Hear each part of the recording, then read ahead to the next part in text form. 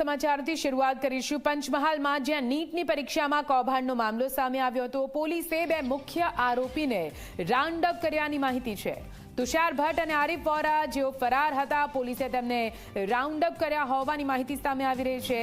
પરીક્ષા કૌભાંડમાં અન્ય મોટા માથાના નામો પણ ખુલશે। આરોપી પરશુરામ રોયની પૂછપરછમાં અન્ય ખુલાસા થયા। વધુ માહિતી સાથે સંવાદદાતા જયેન્દ્ર ફોનલાઈન પર જોડાઈ ગયા છે। જયેન્દ્ર, અત્યાર સુધી 3 લોકો વિરુદ્ધ ફરિયાદ નોંધાઈ છે। એકને પકડીને પૂછપરછ કરાઈ રહી છે, વધુ 2ને પકડ્યા હોવાની માહિતી છે। પૂછપરછમાં શું કઈ ખુલાસા થઈ રહ્યા છે, જયેન્દ્ર?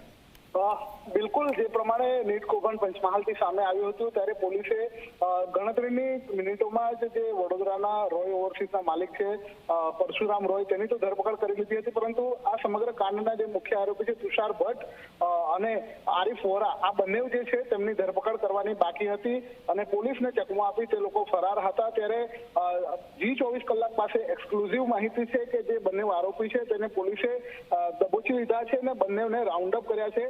હાલ જો કે પોલીસે સત્તાવાર રીતે આ સમગ્ર જાહેરાત નથી કરી, પરંતુ જે પ્રમાણે સૂત્રો દ્વારા માહિતી મળી રહી છે તે પ્રમાણે બંને આરોપી જે છે તે ઝડપાઈ ચૂક્યા। પોલીસ થોડી ક્ષણોની અંદર સત્તાવાર રીતે આ તમામ આરોપીઓ છે તેમના નામો જાહેર કરશે, પરંતુ સૌથી મહત્વની વાત એ છે કે આ સમગ્ર કૌભાંડ મોટા માથાઓ પણ સંડોવાની માહિતી જે છે તે હાલ પોલીસ એ દિશામાં પણ તપાસ અને સૌથી મહત્વની વાત એ છે પરશુરામ રોય વડોદરાના છે તેમની ગઈકાલે સીઝ કરવામાં આવી।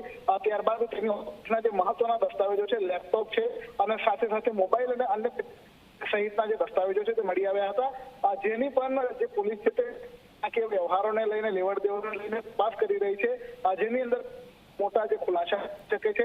પરંતુ ખાસ વાત એ છે કે જે ગઈકાલે પરશુરામ રોયના કોર્ટ દ્વારા 9 દિવસના જે રિમાન્ડ મંજૂર કરવામાં આવ્યા હતા અને રિમાન્ડની અંદર પૂછપરછમાં પોલીસને પણ ખૂબ ચોંકાવનારી માહિતી જે છે તે સામે આવી છે, ત્યારે પોલીસ હવે દિશાની અંદર પણ તપાસ આદરી રહી છે। જી બિલકુલથી આભાર પૂરી માહિતી માટે।